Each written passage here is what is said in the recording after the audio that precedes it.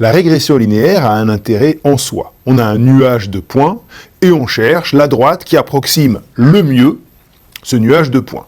Le mieux pouvant être défini de différentes manières. On a vu que les moindres carrés est une manière de faire pour trouver la droite qui approxime le mieux ce nuage de points. Bien. Le fait de rajouter des hypothèses probabilistes, ça va nous permettre de faire des statistiques. De faire des tests statistiques ou de déterminer des intervalles de confiance. Alors, on rajoute donc un modèle probabiliste de ce type-là, y une variable aléatoire qui va s'écrire de la forme β0 plus β1 xi, où les xi sont déterministes et qu'elles sont des valeurs fixées, plus epsilon i. Là, les epsilon i, c'est là où nous avons des hypothèses importantes. D'abord, les epsilon i doivent être indépendantes. Et puis, une autre hypothèse très importante, c'est l'homocédasticité, c'est-à-dire que les epsilon i ont toutes la même variance. Et évidemment, ça c'est important parce qu'on va pouvoir estimer la variance des epsilon i à l'aide de toutes les valeurs. Et bien sûr, l'estimation de la variance, ça va être quelque chose d'important dans les calculs. Et si la variance change, on ne sait plus du tout comment la calculer. Donc ça c'est une hypothèse importante. Et puis la dernière hypothèse qui est aussi importante, c'est le fait que les epsilon i suivent une loi normale, mais on pourrait ne pas prendre cette hypothèse. Cette hypothèse-là, elle permet de déterminer de manière complète les lois des différents estimateurs. Bien. Alors, sous ces hypothèses-là, qu'est-ce que l'on peut dire de plus ?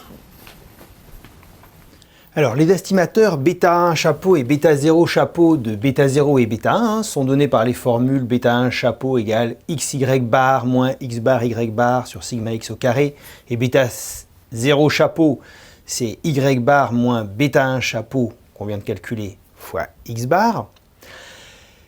Alors, on peut montrer que β0 chapeau et β1 chapeau suivent des lois normales et que ce sont des estimateurs sans biais de β0 et β1. Sans biais, ça, je vous rappelle, ça veut dire que l'espérance de β0 chapeau, c'est β0, et l'espérance de β1 chapeau, c'est β1. Et puis on peut aussi calculer les variances de β0 chapeau et β1 chapeau. Et puis, si on veut estimer le sigma carré, qui est là, la variance de notre erreur, de notre petit bruit, eh bien on a un estimateur sigma chapeau carré, qui est égal à 1 sur n-2 fois la somme des yi moins yi chapeau. Alors, yi chapeau, qu'est-ce que c'est ? Bien, pour chaque point, c'est la valeur qui correspond au même xi, mais la valeur sur la droite de régression. Donc, ça va être β0 plus, donc β0 chapeau, plus β1 chapeau xi. Voilà à quoi est égal yi chapeau.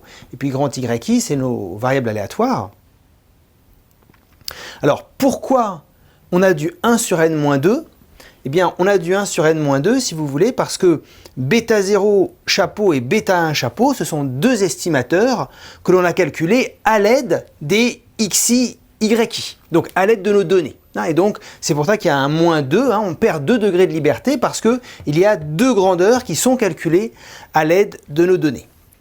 Voilà, et alors, ce sigma chapeau carré, eh bien, sigma chapeau carré fois n-2, donc c'est pour simplifier avec le n-2 qui est là, est divisé par sigma carré, donc maintenant le vrai sigma carré, la vraie variance, eh bien, ça suit une loi de Ki2 à n-2 degrés de liberté. Bon, c'est des carrés, ça suit des lois normales, donc c'est des carrés de loi normale. Bon, et bien voilà exactement ce que l'on peut dire. Bien, mais tout ça c'est très théorique. Est-ce que vous pourriez nous donner des applications ? Oui, par exemple un premier test. Si on veut tester la valeur de β1, donc on veut effectuer un test du genre β1 égale petit b1, qui est une valeur fixée, contre β1 différent de b1. Alors, le cas b1 égale 0 est un cas un peu particulier, il y a une autre manière de faire, mais dans le cas général, si on veut tester β1 égale b1, eh bien, sous l'hypothèse h0, on n'a que β1 moins b divisé par la racine carrée de sigma chapeau carré sur sigma x carré. Ça suit une loi de Student à n-2 degrés de liberté. Et donc, on peut tout à fait tester est-ce que bêta 1 est égal à une valeur donnée. Typiquement, on a un modèle où bêta 1, on attend que bêta 1 soit égal à 1 par exemple, on fait une expérience et on a l'impression que notre coefficient directeur de la droite est différent de 1. Et donc on peut effectuer ce test pour vérifier est-ce que nos données sont suffisantes pour prouver que le coefficient directeur trouvé expérimentalement est différent de 1, ou est-ce que nos données expérimentales ne permettent pas d'invalider cette hypothèse. Très intéressant. L'un des intérêts de la régression, c'est d'extrapoler. C'est-à-dire, ici j'ai n valeurs xi, et je me demande quelle pourrait être l'image d'un nouveau point xn plus 1. Alors évidemment, on va approximer yn plus 1 par la valeur sur la droite de régression linéaire que l'on a trouvée, mais on peut se demander est-ce que l'on peut trouver un intervalle de confiance pour cette valeur yn plus 1. Est-ce que vous pouvez nous dire des choses là-dessus?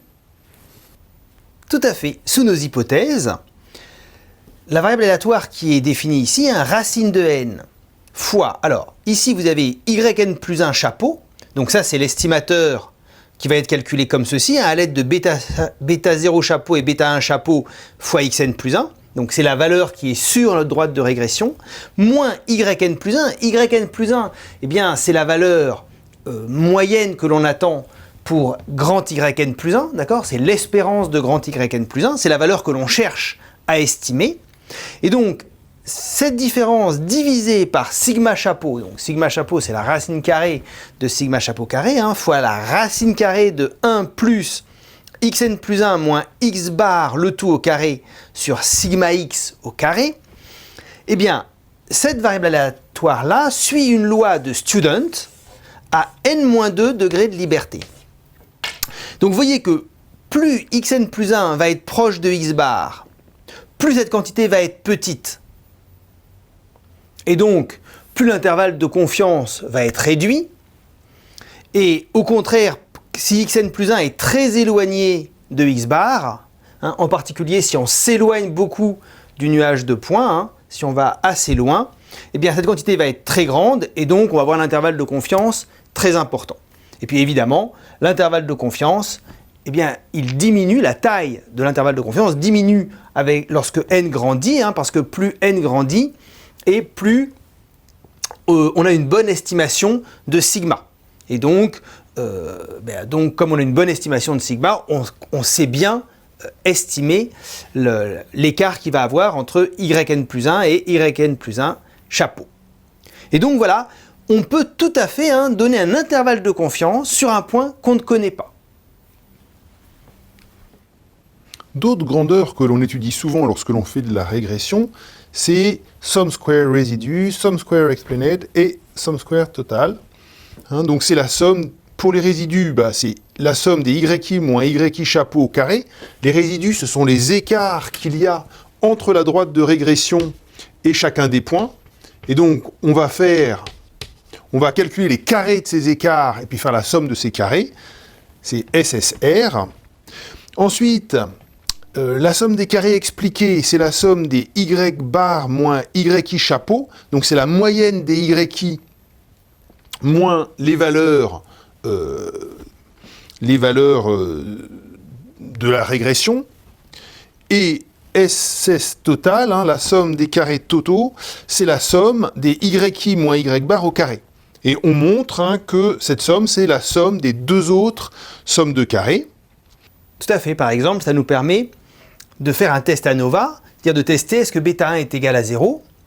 Et donc, sous H0, c'est-à-dire bêta 1 égale 0, la somme des carrés expliqués par la régression, c'est-à-dire, vous voyez, c'est les écarts entre la moyenne de y et les yi de la régression, divisé par 1, sur la somme des carrés des résidus, divisé par n-2, où n c'est le nombre de valeurs, eh bien, ce quotient suit une loi de Fisher de paramètre 1, n-2.